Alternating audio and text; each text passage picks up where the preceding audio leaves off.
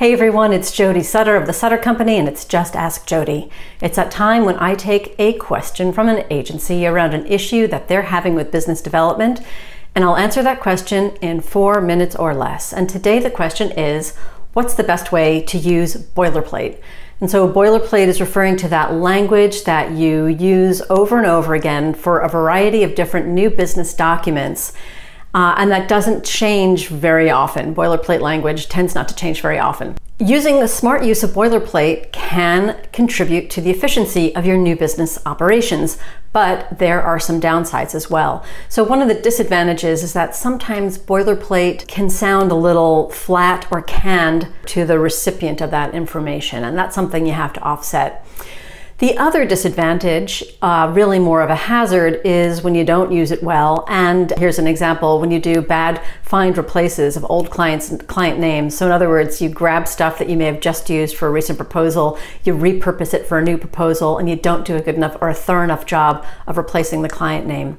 I have seen agencies miss out on opportunities, lose new business pitches because of that avoidable mistake. So really the simple answer is know where boilerplate is going to perform well for you and know when you got to write custom content.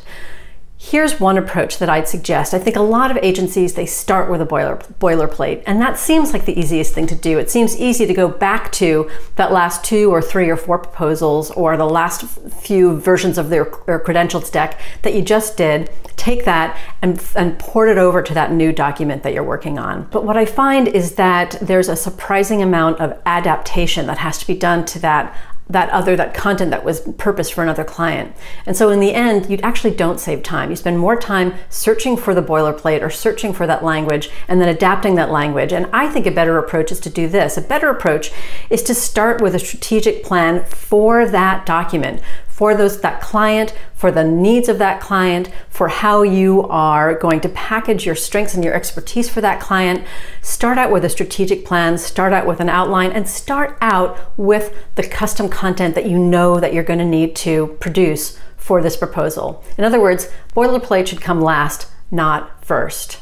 By the way, also leave yourself enough time to edit and customize the boilerplate. Boilerplate always needs to be checked. There's always changes. 90% of that content is probably going to be the same, but there's always going to be something that needs to be tweaked and adjusted, so make sure you leave time for that. And then if you feel like your boilerplate is consistently unsatisfying, then maybe go back and take a look at the bigger issue of your strategic positioning. Are you being as targeted and defined in your professional focus as you could be? Are you writing your boilerplate for a particular type of ideal client that needs what it is that you do?